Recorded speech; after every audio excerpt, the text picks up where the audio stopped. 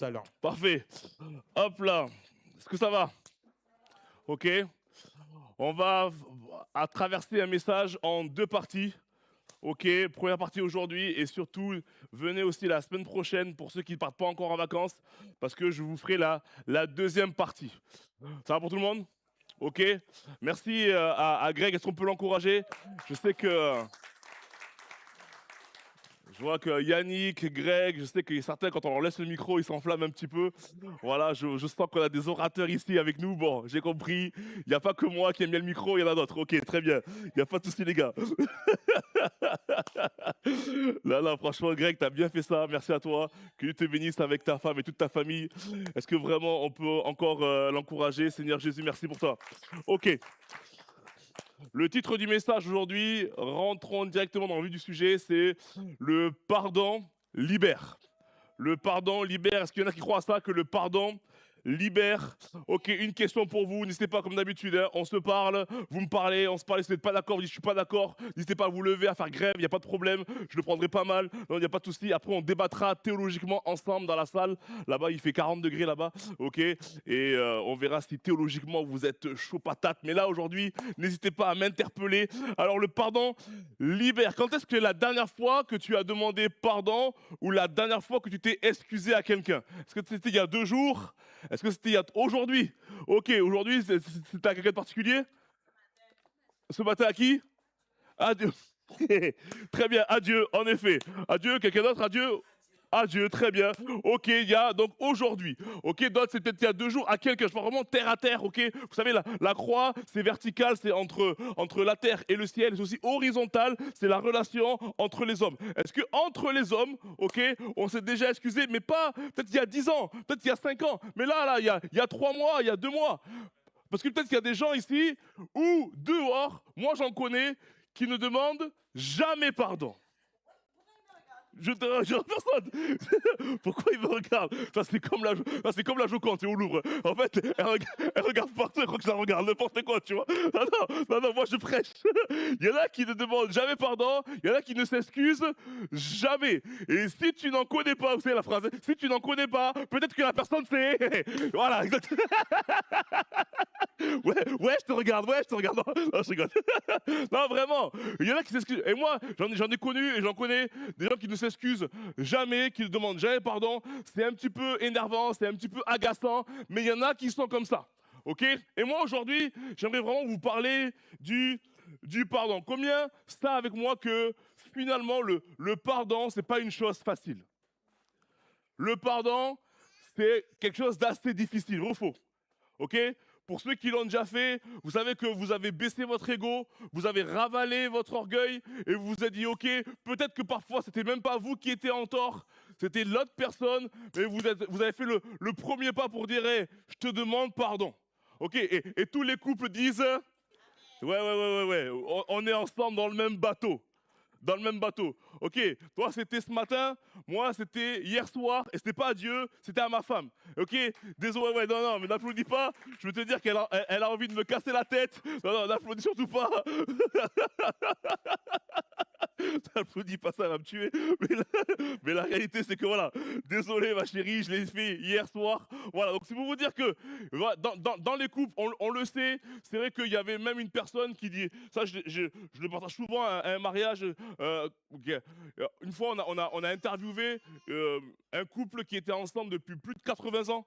Ok, et on leur a dit, c'est quoi votre secret? Et le gars, pour rigoler, il a dit de dire oui à tout ce qu'elle me dit. Voilà, ça c'était la blague de voilà, nous, les gars, voilà, c'est la fameuse blague. Et après, il a été sérieux. Il a dit non, non, la réalité, pour durer aussi longtemps, il y a un mot secret, c'est dire pardon. Dire désolé, c'est ce qui permet de durer longtemps. Parce que justement, lorsqu'on ne demande pas pardon, lorsqu'on ne s'excuse pas, la relation, elle se brise. On est là ensemble? On prêche ensemble ou pas? La relation, elle se brise, elle se sépare. Le mot le plus important, et je ne parle pas que de mariage, je parle dans les relations humaines, le pardon libère. Alors, on va voir un texte ensemble, et après, on va faire une étude de cas. Alors, Matthieu 5, vous avez la Bible ou pas? Matthieu 5, verset 38. Vous êtes toujours là? C'est bon tout le monde? Est-ce que oui d'ailleurs, je vois quelques personnes nouvelles, est-ce qu'on peut vraiment les accueillir aussi? On est une église accueillante. Voilà. Oui, oui, Fabrice il est venu avec sa famille, Dariel est venu avec sa pote, etc. Donc franchement, n'hésitez pas à accueillir les personnes. Je sais que la mute salutation a fait son effet, mais moi aussi j'ai envie de vous accueillir. Donc bienvenue à tous. Matthieu 5, verset 38. Vous êtes prêts? Here we go. Ok, vous avez appris qu'il a été dit œil pour, dent pour. Mais moi, je vous dis de ne pas résister aux méchants. Si quelqu'un te frappe sur la joue droite, aïe, présente lui aussi là l'autre joue. Oui, oui, oui, oui, oui. Soyons vrais. Je veux des gens vrais aujourd'hui, ok? Je veux, ouais, ouais. S'il y en a qui veulent pas forcément tendre l'autre joue, qu'ils le disent. Merci Yannick, on est d'accord. Donc, si quelqu'un veut plaider contre toi et prendre ta tunique, laisse-lui encore ton manteau. Ok. Si quelqu'un te force à faire 1 000, donc 1000 pas, ou 1000 kilomètres, peu importe, fais-en 2 avec lui. Wow. Donne à celui qui te demande, ne te détourne pas de celui qui veut emprunter de toi. Et surtout, ne dites pas Amen, parce que je vous connais. Voilà, oui, oui, on se connaît tous. C'est pour ça que pour vous, j'ai une étude de cas. Vous savez, j'ai fait des études de commerce. Et en commerce, on a des études de cas. Ok, si par exemple, et tout, vous avez 200 bouteilles de vin et que vous devez en prendre tant, là, une étude de marché, etc. Et là, et vous commencez à réfléchir un petit peu à la zone géographique où vous allez le vendre, le chiffre d'affaires que vous pouvez faire. Yannick, il est très fort là-dessus. Allez le voir pour ça. Moi, je suis plus fort en prédication. Donc, on va prêcher. Étude de cas. On va parler de cambriolage. Ah! Souvent, je vais dire, ah, qui s'est déjà fait cambrioler? Ne levez pas la main, c'est des mauvais souvenirs. Ok? Exactement. Alors, cambriola, on prêche ensemble, ok? Si ça vous parle, n'hésitez pas à me parler. Rajoutez même des détails ou des infos. Ouais, et tout, il m'a volé ma fleur. Allez-y, n'hésitez pas. Donc, un cambrioleur rentre chez vous. À 3 heures du matin, il a réussi justement à forcer l'entrée de la serrure de la porte d'entrée. On ne sait pas comment il a fait. Ils sont hyper stratégiques, ils sont hyper fins les mecs. Et il rentre chez vous, vous dormez. Ok? Greg, il dort à côté de Yara, tout va bien, etc. Daria à côté de Benji, tout va bien. Ok, vous dormez, il est 3 heures du matin. Lui, il se régale. Il est en train de prendre votre portefeuille à 500 balles à l'intérieur. Ok? Au lieu de les filer à l'église, tu les as filés au cambrioleur. C'est pas grave. Ok? Ensuite, il prend ton portefeuille. Il prend ton MacBook. Celui que tu t'es payé, etc., tu as économisé. Il te prend ton MacBook. Il te prend quoi? Allez-y, hein, il te prend quoi aussi? Hop, alors la voiture, ouais, les clés de la voiture, boum, il démarre, il se barre, le mec. Franchement, un truc de fou. Autre chose? Ok, des bijoux, exactement. Voilà, super. La PS5, qui te prend ta PS5, ma boy, en effet. Ça, c'est pire que la voiture, ça, ok, d'accord? Et surtout la manette. Exactement. Donc, il te prend ta PS5 et toi, tu dors. Mais à un moment, alors que c'était un professionnel du cambriolage, hop, il fait un mauvais geste, hop, un petit bruit. Et qui dans la salle, avec un petit bruit, vous vous réveillez? Ok, ah, un petit bruit vous réveille. Moi, je dors. Ouais, moi, je dors. Il n'y a pas de petit bruit. Mais en effet, madame, elle, justement, un petit bruit, clac, ça la réveille. Et peut-être que d'autres aussi, un petit bruit, ça vous réveille. Donc, imaginez que moi, ça me réveille. Waouh, moi, je commence à avoir peur. Je vais vous mentir. Ouais, les gars, vous êtes avec moi ou pas? Moi, je commence à avoir peur. Je me dis, il y a quelqu'un dans la maison, etc. Je suis pas très à l'aise. Je me retourne vers Lucille, etc. Ma chérie, j'ai peur, va voir. Et oui, et oui. Et elle, qu'est-ce qu'elle me dit? Je divorce. Je croyais que j'avais épousé un vrai mec. Tu vois, non, voilà, non. Ouais, bien sûr, non, c'est chaud, tu vois. Non, mais ça, c'est des vraies histoires. Dans les couples, il y a des fois, c'est, va voir, toi. Non, mais de quoi tu me parles? Moi, je suis comme toi, j'ai ouf. Voilà, d'accord, voilà, exactement. Donc, ouais, on vous voit, Greg Guillard, ouais, on vous voit. Donc, clairement, voilà, moi, j'ai peur. Ok, bon, monsieur tout le monde, moi, j'ai entendu des histoires où, avant d'aller voir, le gars se lève et il va dans sa commode, il prend un fusil. Voilà, moi, c'est des vraies histoires, ça, ok? Allez voir sur Google, etc., des vraies histoires. Il prend un fusil et quand il a le fusil, pour se rassurer, c'est là qu'il va voir. Et là, il va voir, il commence à traverser le couloir, il va vers le salon, il sait qu'il se passe quelque chose.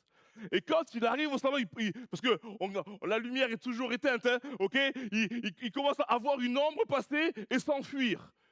Et là, c'est là ma question pour vous. Il voit l'ombre passer, elle s'enfuit, il sait qu'il y a quelqu'un.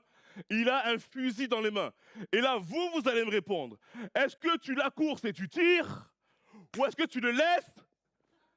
Purée, est-ce que tu le laisses partir? Non, je tire. On est vrai là-bas. Je tire.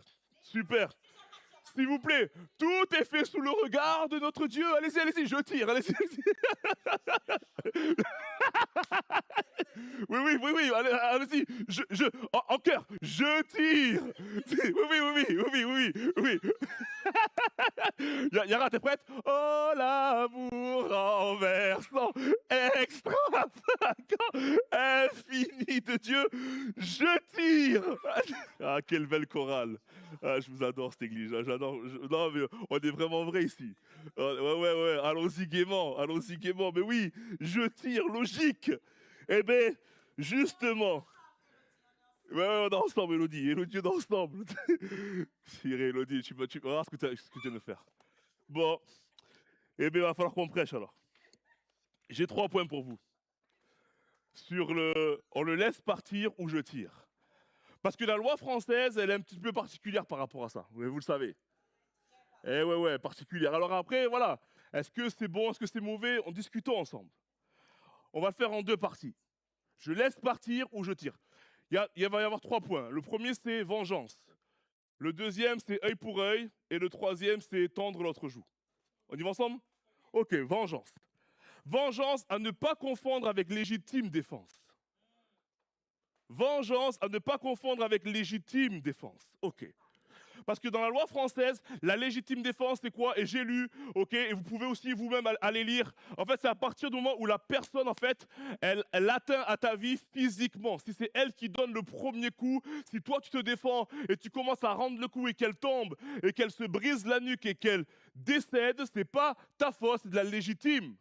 Mais quand elle est en train de partir, et que dans la loi française, ils disent que le danger est en train de s'enfuir, en fait, si tu tires, tu n'es plus dans la légitime défense, tu es dans la vengeance.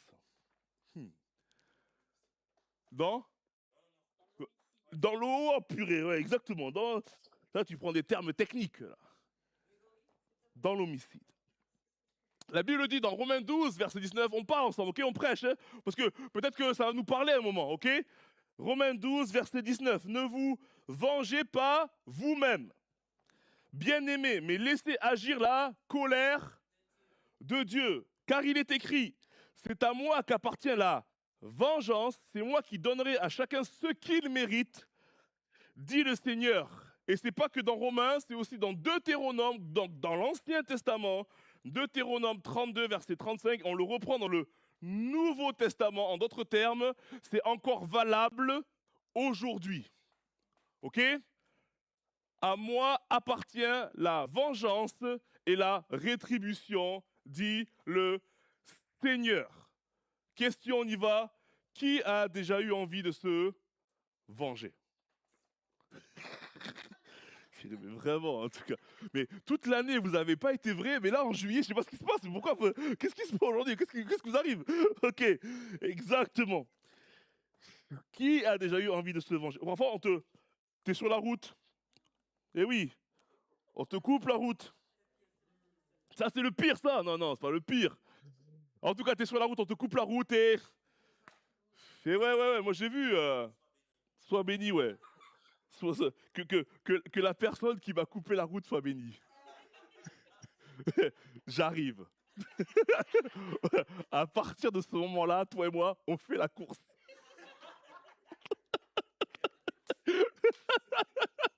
Et là, c'est tellement vrai. J'ai tellement de souvenirs. Si seulement j'en avais qu'un. Ça m'est tellement souvent arrivé. Je me suis rendu compte que j'avais 200 chevaux sur la bagnole. Me casser la tête, franchement. Calmez-vous. Mais calmez-vous. Si quelqu'un a été malveillant avec vous au travail, ah là là, est-ce qu'on a déjà eu envie de se venger? De se venger. Après, là, celui-là, il est moins marrant. Si demain, on touche à une personne que tu aimes. Et ouais. Là, oui, on est plus sur la route ou sur le travail. Là, on parle de chérie, on parle d'enfant. Ah ouais, ouais, là, on parle d'une étape supérieure, là. Est-ce que j'ai déjà eu envie moi-même de me, de me venger? Il va falloir qu'on comprenne une chose, et je vais passer à mon deuxième point. Je pourrais faire 1 heure sur la vengeance, mais en fait, il faut comprendre que la violence ne soulage pas la violence. La violence ne soulage pas nos souffrances.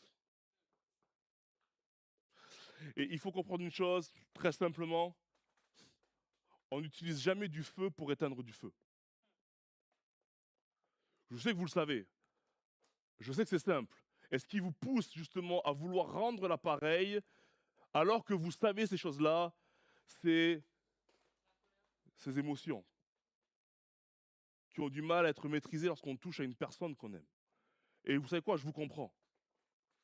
Mais c'est vrai qu'on doit le dire, le feu n'éteint pas le feu. Le truc, c'est que la vengeance va rajouter de l'amertume et de la tristesse. Et c'est là où c'est intéressant. Et faire de toi une personne détestable. Parce que même après la vengeance, il faut, comme disent les Anglais, il faut cope avec soi-même. Il faut se regarder. Il faut se dire, waouh, mais je suis parti trop loin en fait.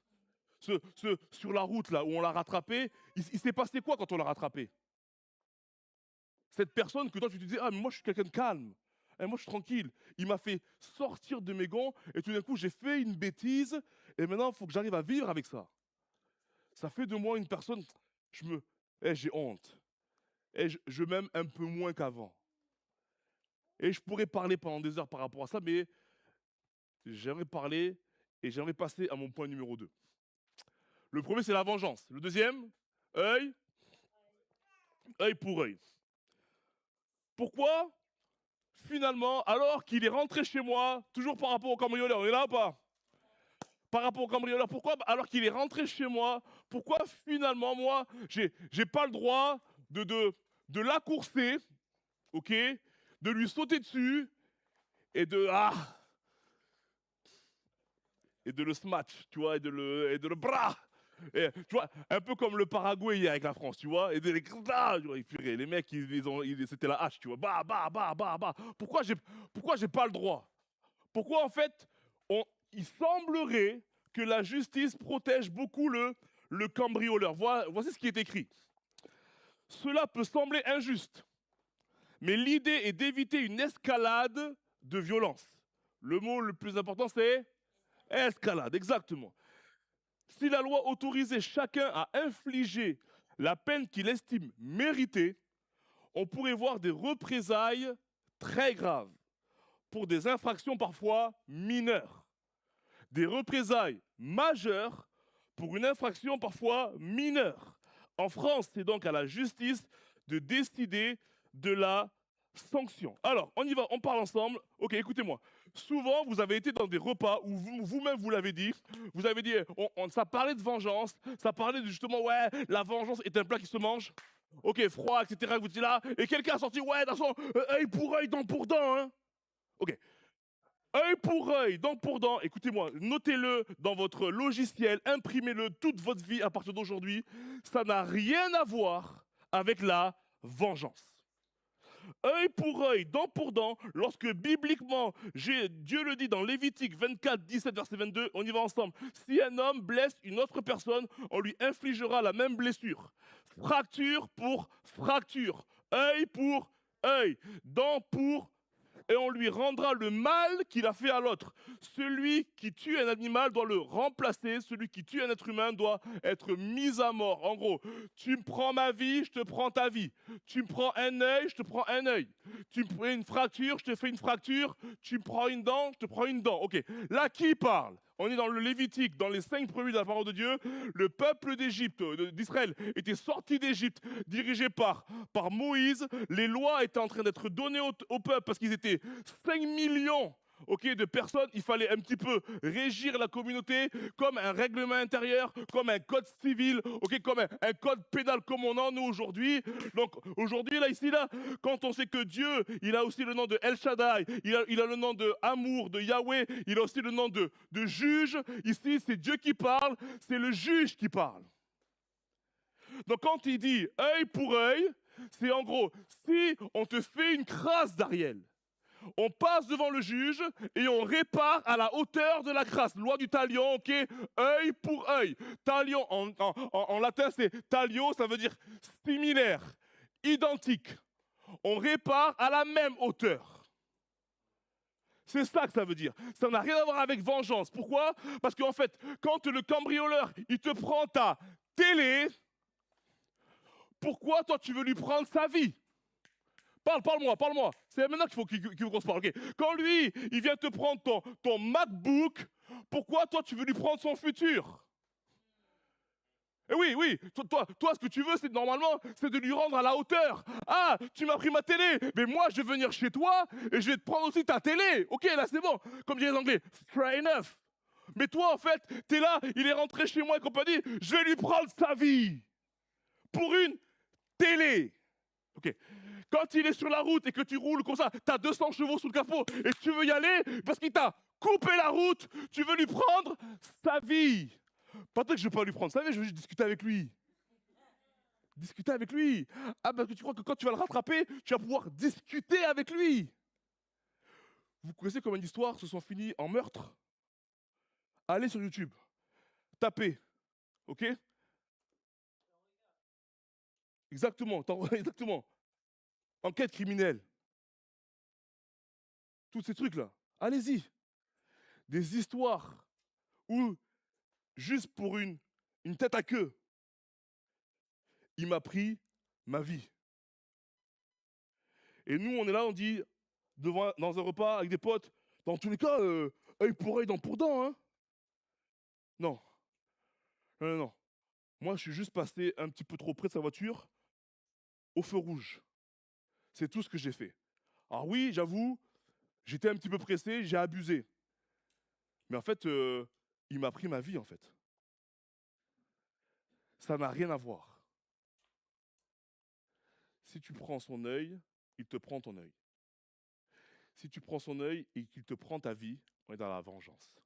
Voilà pourquoi on parle d'escalade. L'escalade de la violence. La vengeance. Ah oui, as-tu déjà eu envie de te venger? Je bénis le Seigneur que vous soyez encore là, parce que ça veut dire que vous ne l'avez pas fait. Que vous avez réussi à vous maîtriser. Parce que, au boulot, à vouloir te venger d'une personne, peut-être qu'on serait rentré dans l'escalade de la violence et on ne serait plus là pour en parler. Voilà pourquoi c'est intéressant de dire, oh, la loi du talion, ça n'a rien à voir avec la vengeance. Si demain, il y a un pote à vous qui dit, ouais, dans tous les cas, moi, je vais me venger, œil pour œil, dent pour dent, tu lui dis, hey, ça n'a rien à voir, viens à l'église. Ouais, viens à l'église, on va t'expliquer. Oui, parce que ça part du Lévitique, en fait. Ça part du Lévitique. C'est ça qui est intéressant. Alors, une fois, on allait à l'église avec Lucille, et, et sur la route, pareil, dimanche matin, 8h, 8h15, on arrive là au feu, et tout, qu'on pense qu'à Farili. Et il y avait des jeunes dans la voiture, ils sont les soirées. Il y avait deux jeunes, une fille dans la voiture, hop, ils roulaient hyper vite, etc. Moi, je sais pas, pour eux, je roulais trop doucement, je suis tranquille, voilà, dimanche matin, on va à l'église, on va louer Dieu, au calme, je suis bien. Et eux, ils passent derrière moi, et moi, je console, oh les gars, je fais comme ça, geste. Et lui, il commence à m'insulter, compagnie, genre derrière avec des doigts. Je vous ferai pas les doigts, mais vous avez compris. C'est pas celui-là, c'est pas celui-là. Ok. Voilà. Et puis il commence à m'insulter, etc. Derrière. Je suis, oh là là, il est chaud lui. Sauf que bon, on peut toujours aller à 200 000, feu rouge. Hop, on arrive tous les deux au feu. Surprise, I'm there. Tu m'as pas semé.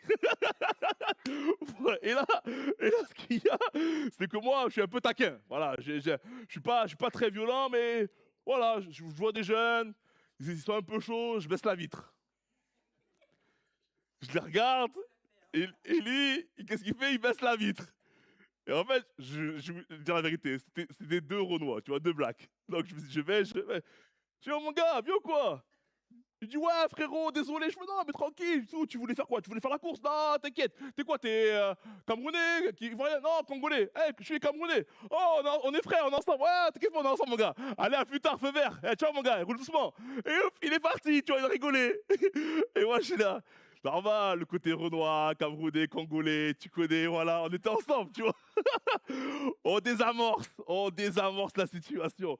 On n'est pas là en train de pour se chauffer, et tout. On commence à tester les bagnoles. Non, non, non. Et moi, je vais à l'église et tout. Après, il faut que j'aille louer Dieu. C'est compliqué. Si je tue quelqu'un avant d'arriver, c'est chaud.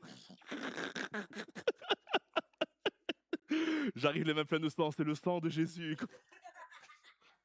Ouais, ça passe pas crème, ça. Ça passe complètement pas crème. Vous savez, la vengeance n'a jamais été de Dieu. Je m'explique. Bien sûr que Dieu a dit à moi, en gros, laissez l'avance à Dieu, en gros, laissez la justice de Dieu se faire, mais dans les relations humaines, Dieu n'a jamais souhaité qu'on se venge. Hmm. La loi du talion, elle a été de Dieu. Mais aujourd'hui, c'est un principe qui est un peu désuet, un peu suranné. Ah, c'est des mots un peu difficiles, un peu. Obsolète, c'est bon pour vous? Obsolète? Ou même ancien, voilà. Ancien Testament. C'est un principe de l'Ancien Testament. La loi du talion, œil pour œil. Nous, en tant que chrétiens, ça, on a été dedans à une époque, on n'est plus dans ça. Ok?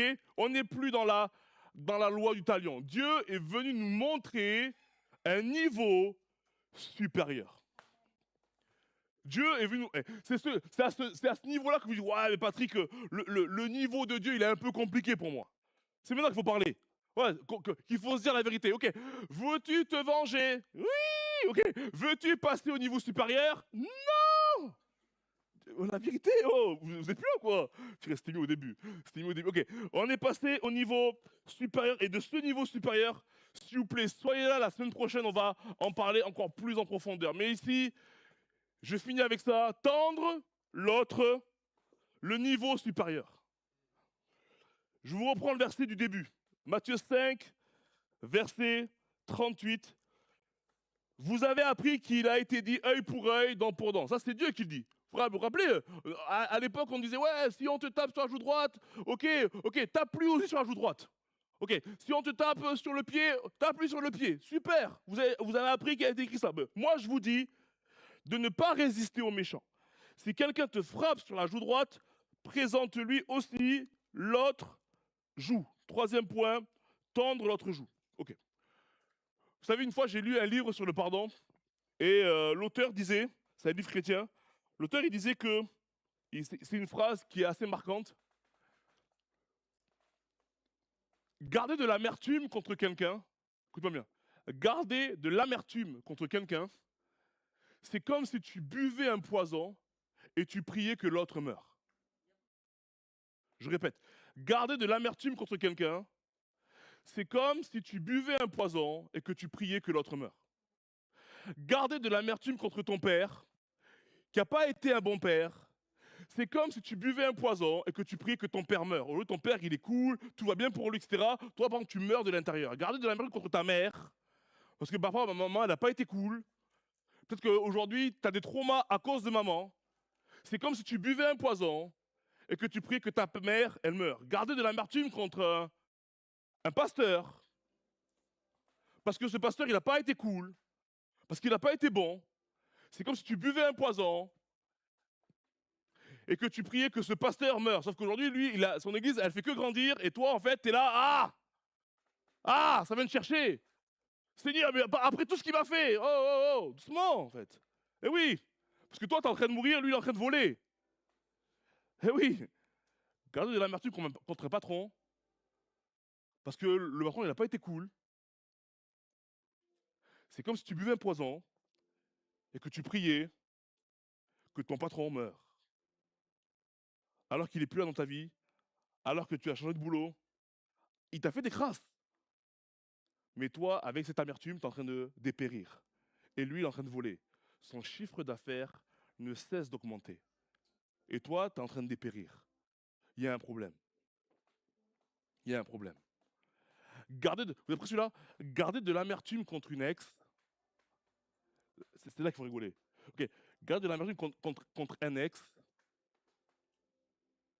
c'est comme si tu avais bu un poison et que tu priais que ton ex meure. Sauf qu'elle s'est remariée, elle a 3 enfants. Oh mince alors. Ça, c'est toutes les ex de Benji.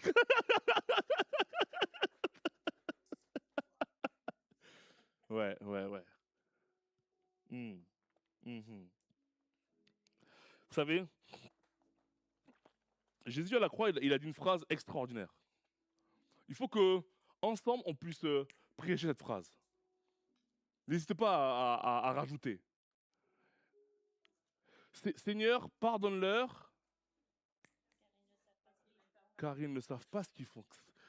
Tu vois, réunion de maison, ça veut dire quoi cette phrase?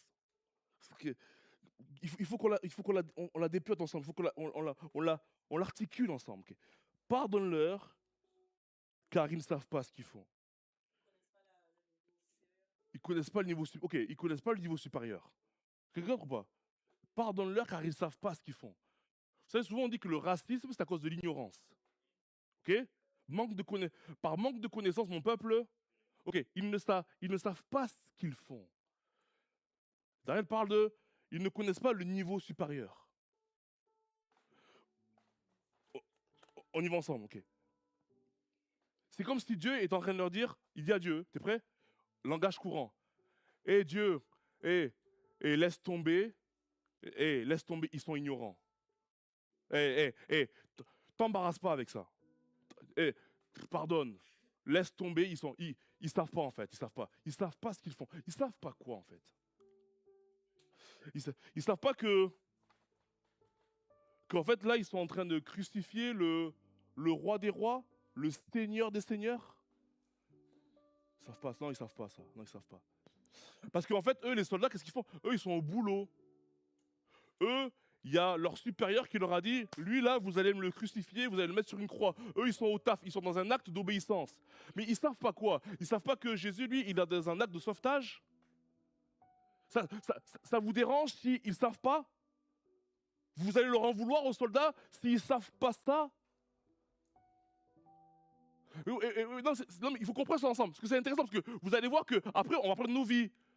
Peut-être que la personne qui t'a fait du mal, peut-être qu'elle aussi, eh oui, elle aussi, mais en fait, elle pouvait pas réagir autrement. Mais on va en parler de ça. Mais juste, revenons sur Jésus. Mais ils savent pas ce qu'ils font. Ouais, mais nous, on est au boulot, en fait. Nous, on nous a dit de faire ça, on fait ça. Oui, mais souvent, comme toi au boulot. Parce que parfois, il y a des gens qui vont en prison alors qu'ils sont innocents. Et en fait, ils ont été au mauvais endroit, au mauvais moment. La police est arrivée, ils les ont embarqués. Ils partent en prison, hop, mince. Je suis parti dans la machine à laver de la prison, mais je suis innocent. J'avais rien à faire là. Et ouais, mais nous, on était au boulot en fait. Nous, on nous a dit, hop, c'est par là-bas, ça se passe. Hop, on t'a vu, tu répondais aux critères, au profil, clac, on t'a embarqué. Ouais, mais les gars, et tout, réfléchissez un petit peu, allez un petit peu plus étudier. Ouais, mais non, nous, on était au boulot en fait. Parce que moi, ça m'arrive, moi, parfois, je fais des erreurs au boulot. Vous faites pas d'erreurs, vous, au boulot? Ah, mais l'erreur, elle coûte cher, hein? Et oui, elle coûte cher. Et oui, elle coûte cher, le. Mais en fait, pardonne-leur parce qu'ils ne savent pas ce qu'ils font. Vous savez, j'en ai d'autres là. Pardonne-leur parce qu'en fait, elle est malade. Ouais, elle m'a blessé, mais. Ou il m'a blessé, mais en fait, elle est malade. Ok, vous êtes prêts? Vous connaissez un peu les traumas psychologiques? Ah, elle réagit comme ça parce que papa était comme ça? En amour, je me suis marié avec telle personne. En fait, il réagit comme ça parce que sa famille était comme ça. Ah, mais en fait, oh, mais ça, il me saoule lui, compagnie. Franchement, il m'énerve. Pourquoi à chaque fois il est comme ci ou il est comme ça avec moi, etc. Ah, mais en fait, pardonne-leur parce qu'en fait, quand tu regardes, ah, mais c'est logique qu'il réagisse comme ça parce que ben, la famille est comme ça. Mais il peut pas réagir autrement. À moins qu'on l'invite à l'église et que Dieu le touche et le transforme. Il peut pas réagir autrement. Mais je lui demande quelque chose de trop haut pour lui. Pardonne-leur parce qu'ils laisse tomber en fait. Ils peuvent pas comprendre. Il est malade. Il est malade. J'en ai d'autres pour vous. je suis là pour vous. Eh, Seigneur, pardonne-leur parce que... parce qu'ils sont pécheurs, en fait. C'est marrant parce que la Bible dit que Jésus, il n'est pas venu pour les bien portants, il est venu pour ceux qui sont malades. Il n'est pas venu pour ceux qui sont sains, mais pour les... Et c'est marrant, mais en fait, ça veut dire quoi, pécheur de nature? Comme on dit souvent dans les prédicateurs, ouais, on n'apprend pas à un enfant à dire non. On lui apprend à dire oui. Et on n'apprend pas à un pécheur à pécher. C'est dans sa nature, en fait. Mais ça veut dire quoi? Ça veut dire que il ne peut pas faire autrement, en fait. Il ne peut pas faire autrement. Un pécheur, ça pêche. Mon prof à l'école publique, il disait quoi? Vous prenez une poubelle. Ok? Quand vous shootez dans la poubelle, qu'est-ce qui sort? Des déchets. Ok. Lorsque vous shootez dans un pêcheur, qu'est-ce qui sort? Des péchés. Ah ouais. Lorsque vous shootez dans un chrétien, qu'est-ce qui sort? Et là, il nous dit, malheureusement, lorsqu'on shoote dans un chrétien, ce qui sort, c'est aussi du péché.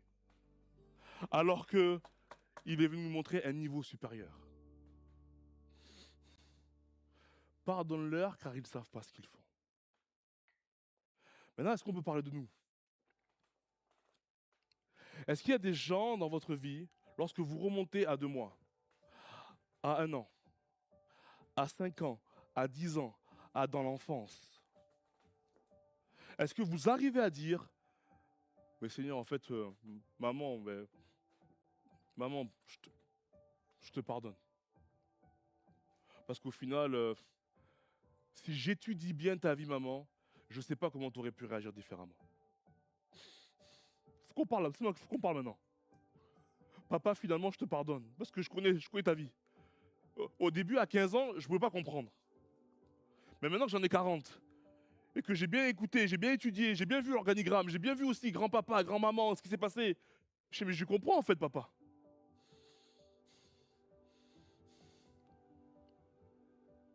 Vous savez qu'il y a des gens, parfois, qui n'arrivent pas à se laisser aimer parce qu'ils ont trop de souffrance.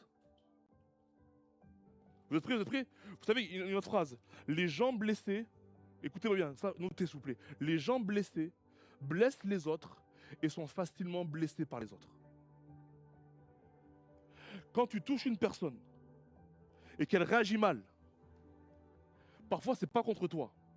C'est parce qu'elle est en train de dealer, elle est en train de gérer des émotions contraires qui ne sont pas réglées depuis des années. Et toi tu le prends pour toi. Et Dieu va dire, hé, pardonne-leur. Parce qu'elle ne sait pas.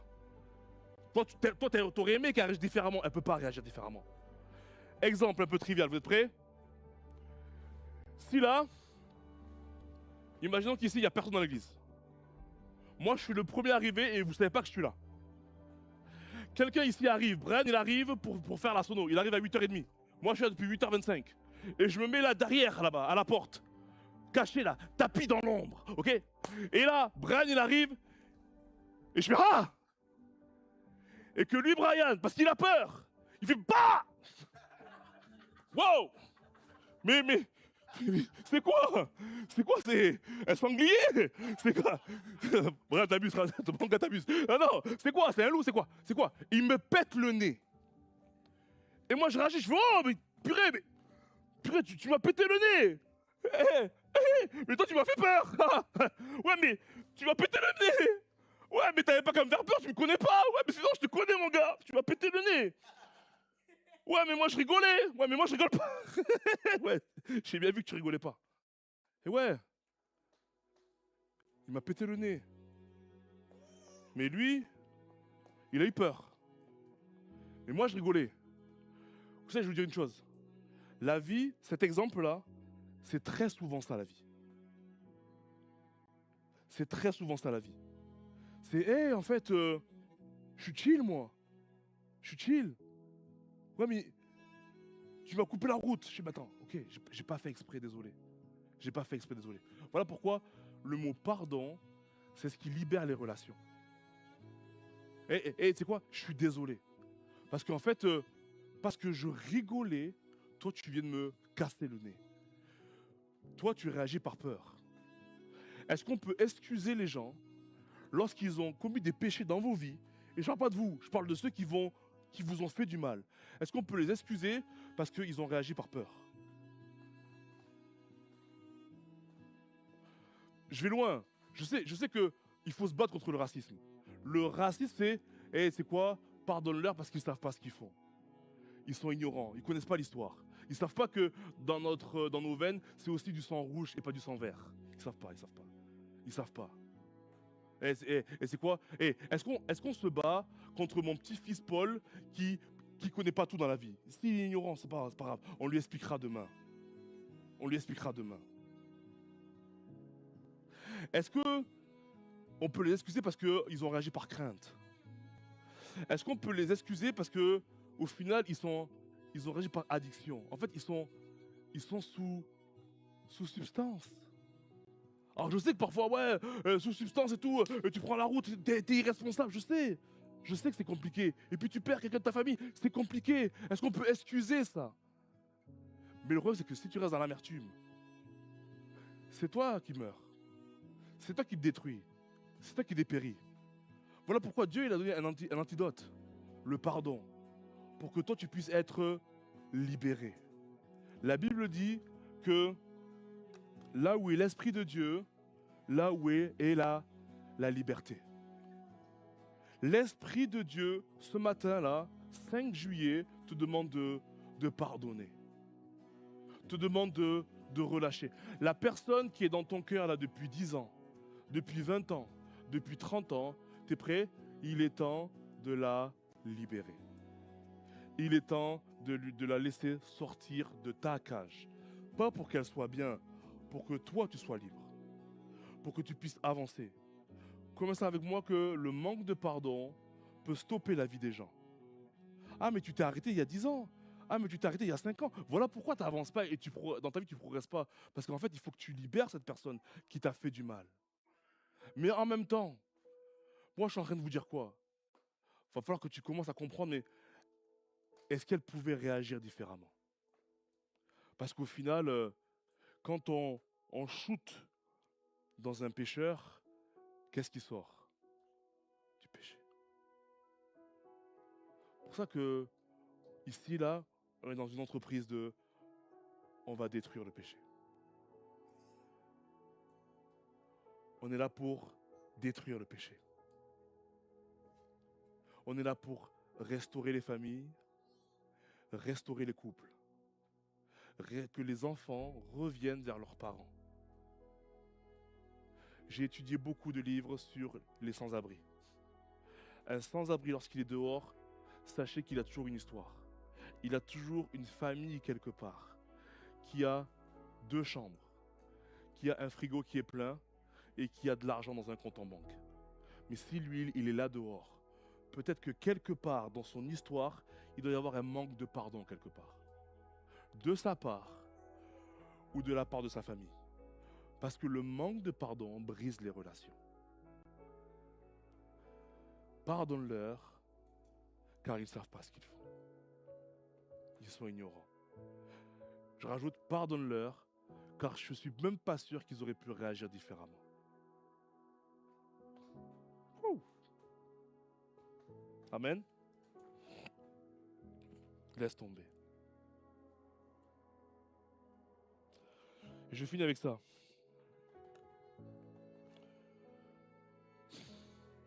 En ce moment, c'est la Coupe du Monde. Et imaginez avec moi une équipe qui perd 6-0. C'est déjà arrivé. 7-1. Allemagne, Curaçao. Si, lorsque l'équipe perdante sort du terrain alors qu'elle a été humiliée profondément, si leurs supporters commencent à les insulter, à se moquer d'eux, à les railler, à les siffler, ça va rajouter sur leur humiliation. Et je finis avec ça. Vous savez, en France, j'aime bien la langue française, il y a une expression qui dit « on ne tire pas sur l'ambulance ». Ça veut dire quoi ça? Ça veut dire en gros, les supporters, ils sont déjà mal. Ils sont déjà humiliés, ils ont déjà pris 6-0. Est-ce que vous avez besoin d'en rajouter? Vous êtes là ou pas? Est-ce que vous avez besoin d'en rajouter? C'est un exemple tranquille, c'est t'as un pote au collège qui prend un croche-patte, il tombe par terre. Et nous, super pote sympa, qu'est-ce qu'on fait? On se moque de lui.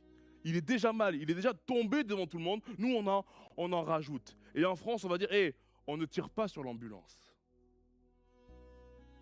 Eh Seigneur. Et tu sais quoi?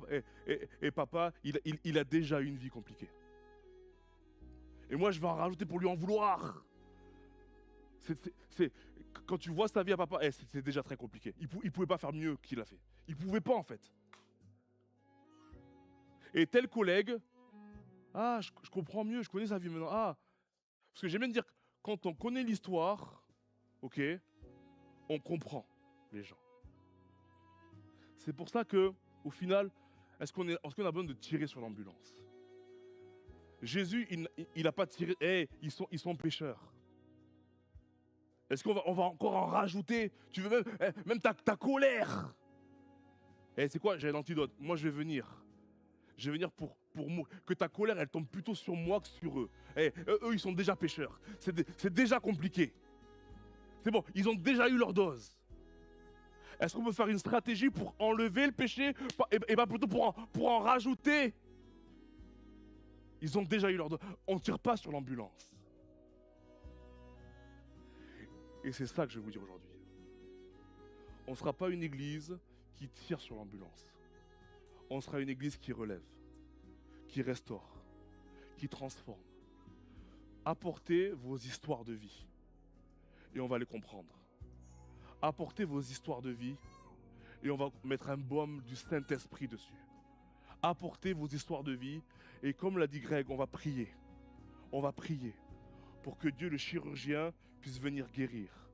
Et que lorsque, je rigolais, que la personne puisse se dire, moi je vais te péter le nez. Je rigolais moi aussi, tout va bien. Tu m'as coupé la route, tu sais quoi, Dieu te bénisse mon gars. J'espère que tu rencontreras Jésus demain. Dans ce boulot, tu l'avais la promotion, mais prends la promotion. Et c'est quoi? Je recule. Parce que je ne cours pas les premières places dans les banquets. Et moi c'est le Seigneur qui m'établit. Je ne vais pas me battre avec toi. Je ne suis pas en compétition avec toi. Au contraire. Moi, mon patron, ce n'est pas lui humain. C'est mon Dieu. Je recule. Je recule. Est-ce qu'on peut tous se lever ensemble? Et je vais laisser Greg venir prier. Amen, Jésus. Personnellement, j'ai beaucoup été impacté par cette prédication dynamique. Bon, on a beaucoup rigolé aussi. Et ça parle beaucoup en fait parce que souvent, on est les premiers à vouloir juger, même dans nos églises, hein, sur chaque réaction d'une personne qui peut être choquante. Mais au final, il y a un background derrière chaque situation en fait. Et avant de nous prononcer, avant de juger ou d'émettre une telle hypothèse, il faudrait qu'on prenne du recul et qu'on puisse se demander euh, d'où ça vient, qu'est-ce qui a pu l'impacter autant, quel paramètre en lui a fait que la situation ait pu émerger de la sorte. Et voilà, je ne sais pas si quelqu'un veut partager un petit mot. Oui, Dariel, vas-y.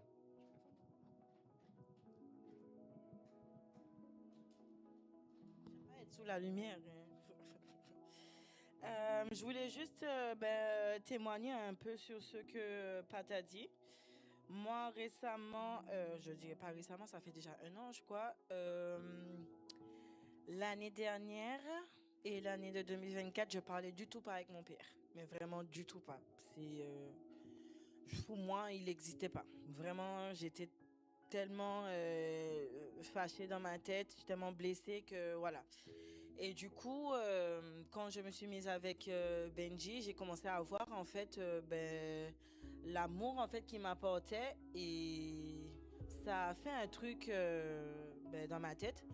J'ai commencé à me poser des questions, j'ai commencé à me dire mais pourquoi en fait mon père il a pas su en fait m'aimer comme ça? Pourquoi, en tant que papa, il n'a pas su être là pour moi quand j'avais ben, des petits soucis ou quand je lui demandais par rapport à ben, des garçons pour me dire un peu ben, qu'est-ce qu'il faut m'attendre en fait quand je vais grandir.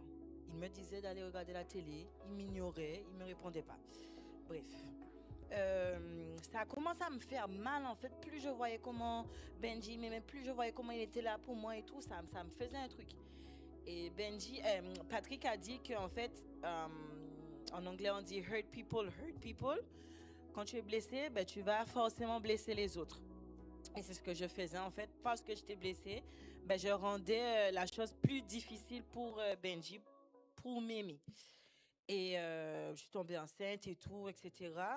Et durant, en fait, même avant de savoir qu'on allait avoir un bébé, il m'a demandé un mariage et qu'est-ce qu'il a fait? Ben, il est parti voir mon père. Il a pris son numéro, il a envoyé un message et il a dit à mon père il lui a demandé en fait ben, sa bénédiction pour notre mariage. Et pour moi, j'ai dit, mais c'est fou. Moi, je parle même pas à mon père. Toi, tu vas aller chercher mon père pour lui envoyer un message. C'est waouh. Et du coup, ben, mon père, il a répondu.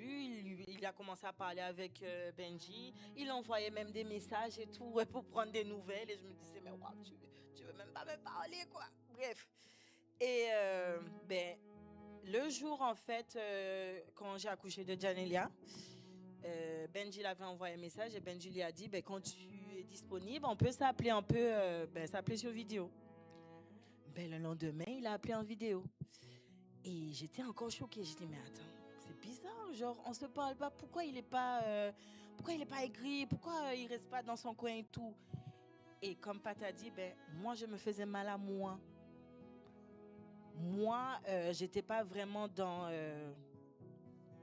le truc où je disais tiens papa regarde ta petite fille, j'ai encore fait une petite fille. C'était pas ça en fait. Et je pense que quand il a appelé, je sais pas, je me suis juste mis devant la caméra et je dis bonjour papa. Il m'a dit bonjour Dariel.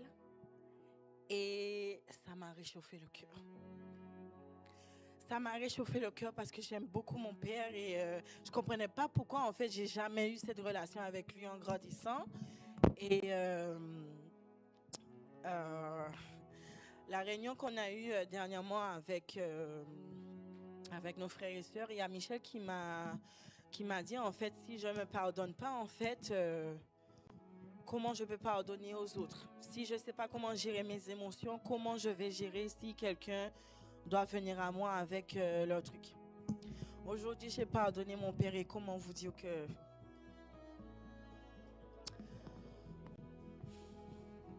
j'ai une relation avec mon père.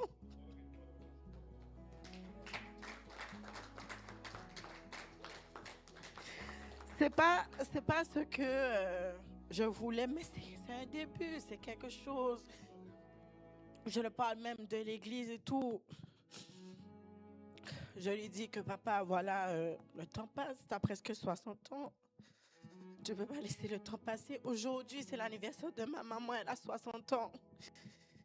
Et je prie pour que eux, ils savent en fait que voilà, le temps passe plus vite pour eux et qu'ils doivent faire le nécessaire en fait de s'approcher de Dieu et de faire en sorte que voilà. Donc, si vous avez quelqu'un sur le cœur, moi, c'était le père de ma grande. Il m'avait beaucoup blessé et tout. C'était dur de le pardonner parce que je ne comprenais pas pourquoi quelqu'un qui m'a blessé, qui m'a brisé le cœur, qu'aujourd'hui je devais le pardonner, mais il ne connaît pas mieux. Quand j'ai su qu'il a plus de maman, plus de papa, il a vécu une vie très, très difficile et tout, ben, il ne pouvait pas réagir différemment. C'était comme ça en fait qu'il était. Donc aujourd'hui, j'ai une relation aussi avec le père de Nelly. Ça se passe super bien.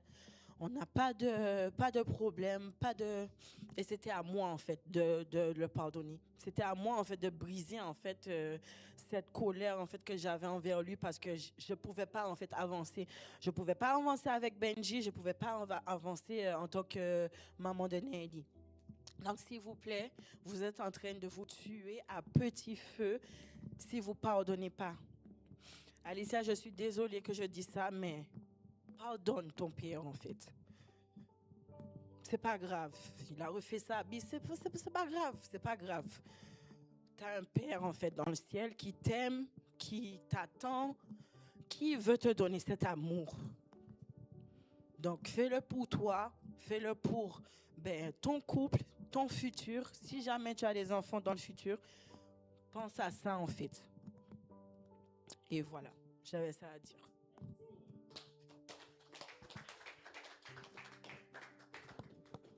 Donc, sur cette note-là, c'est vraiment véridique, hein. Je pense qu'on a tous un petit témoignage par rapport à ça. Que le pardon, il libère, hein. Le pardon, il permet de passer à une autre étape, en fait, et à continuer, en fait. Puisque ça nous bloque temporellement, ça nous bloque physiquement, ça nous bloque, ça crée même des maladies. Il y a des maladies qui sont issues simplement du manque de pardon, en fait. Et ce qu'on peut faire, c'est qu'on va juste tous ensemble prier et remettre ces personnes qui nous ont blessés, mais nous aussi, car on a pu blesser des personnes de par nos agissements, par inadvertance aussi, mais que nous puissions prier tous ensemble pour que vraiment Dieu puisse apporter cette guérison via le pardon et que nous puissions aussi nous repentir, nous aussi, car nous sommes aussi nous pécheurs. Et voilà. Père éternel, je te remercie, Seigneur Jésus, pour cette prédication qui nous a permis d'avoir cette interpellation, cette prise de conscience. Et Père, je te remercie, Seigneur Jésus, car tu es fidèle. Tu es le Dieu qui permet chacune des situations. Tu es le Dieu de l'impossible. Là où d'autres disent non, cette personne ne pourra pas changer, mais toi, tu peux le faire changer. Toi, tu nous as changé, Seigneur, d'une nature qui était totalement pécheresse, Seigneur. Tu nous as déclaré juste par les moyens de la foi et surtout par ta grâce, Seigneur Jésus. Nous te remercions, Seigneur Jésus, en ce matin, en ce midi. Que tu puisses nous donner, Seigneur, nous rappeler toutes les fois où nous avons pu fauter, même contre toi, même contre tout un chacun, contre nos parents, contre nos frères et sœurs. Que vraiment tu puisses nous donner de pardonner, Seigneur. De retirer en nous toute l'amertume, Seigneur, qui nous ronge petit à petit, tous ces murmures qui souhaitent venir nous bloquer, nous enchaîner, Papa. Je déclare que maintenant, Seigneur, que toute chaîne de non-pardon, toute chaîne d'amertume sont liées et brisées dans le nom de Jésus. Je déclare que chaque personne qui est dans ce lieu, Papa, qui est enchaînée encore, Seigneur, au péché, qui est enchaînée, Seigneur, à ce non-pardon, Papa, sont libérés maintenant, Seigneur. Je déclare que les captifs, Seigneur, sont libérés. Les captifs, Seigneur Jésus, du mensonge. Les captifs, Seigneur Jésus, de l'ignorance. Les captifs, Papa, du non-pardon sont libérés dans le nom de Jésus. Maintenant, Seigneur Jésus, viens te mouvoir. Je sais, Seigneur, que tu fais un travail extraordinaire dans cette église. Tu fais un travail extraordinaire dans ton église, Seigneur. Viens, Seigneur Jésus, visiter les cœurs. Et que durant notre sommeil, que tu puisses venir nous sonder, Papa. Viens nous sonder et viens retirer tout ce qui ne te glorifie pas, tout ce qui ne vient pas de toi et tout ce qui n'est pas bon pour nous, Seigneur Jésus. Viens nous rappeler, Seigneur, à quel point, Seigneur Jésus, tu nous as tant aimés, Seigneur. Ton sacrifice à la croix n'a pas été fait en vain, Papa. Ton sacrifice, Seigneur, a été et valable pour hier, pour aujourd'hui et pour demain. Mais, Seigneur, tu l'as fait, Seigneur, afin qu'il n'y ait plus, Seigneur Jésus, de séparation entre le Fils et le Père, entre la fille et sa mère, entre le fils et sa mère. Tu es le Dieu de la famille, tu aimes la famille, Seigneur Jésus. Le diable, quand il veut séparer, il touche d'abord les familles. Alors viens, Seigneur Jésus, permette à ce pardon, Seigneur, de toucher le plus grand nombre, Seigneur. Ne nous laisse pas partir de ce lieu, ni de cette terre, Seigneur, sans avoir pardonné, Seigneur Jésus. Donne-nous, Seigneur, de réparer, Seigneur. Répare les brèches, Papa. Répare, Seigneur, toutes les relations qui ont été brisées, Seigneur. Répare, Seigneur, les relations père-fille, les relations avec nos parents, nos grands-parents, nos cousins, nos cousines, nos meilleurs amis, Seigneur. Viens réparer, Seigneur, les choses. Répare, Papa. Mais Seigneur, je sais, Seigneur, que tu pourras le faire si nous, Seigneur, nous prenons la décision de pardonner. Si nous prenons la décision, Seigneur Jésus, d'accorder le pardon et de demander pardon. J'ai quelque chose à demander à une personne aujourd'hui qui a de l'amertume et qui a peut-être blessé quelqu'un, que tu puisses demander pardon à cette personne. Prends cette occasion. Même si la personne t'ignore, ne t'inquiète pas. Toi, tu auras déjà eu ta libération au travers du pardon. Que vraiment tu puisses pas prendre cette chose-là comme à la légère, mais prendre-le sérieusement. Parce que le pardon, il libère. Il va sûrement libérer ton futur, libérer toutes les choses que tu fais. Tu vois, que toutes ces choses que tu fais, par exemple, dans ton mariage, tu fais plein de choses. Dans ta vie professionnelle, tu fais plein de choses. Mais tu n'as pas demandé pardon à ta femme. Tu n'as pas demandé pardon à ton mari. Tu as toujours de l'amertume contre lui. Tu dis oui, il est ci, il est ça. Mais sûrement, il y a un background derrière tout ça. Analyse, demande-lui, pose-lui des questions. Essaye d'être attentif à son besoin. Et tu verras que la main de Dieu agira conformément à sa parole. La parole de l'Éternel ne revient jamais à lui sans avoir accompli sa volonté. Et qu'est-ce que Dieu dit dans sa parole? Que la bénédiction de l'Éternel n'est suivie d'aucun chagrin. Alors saisis cette parole.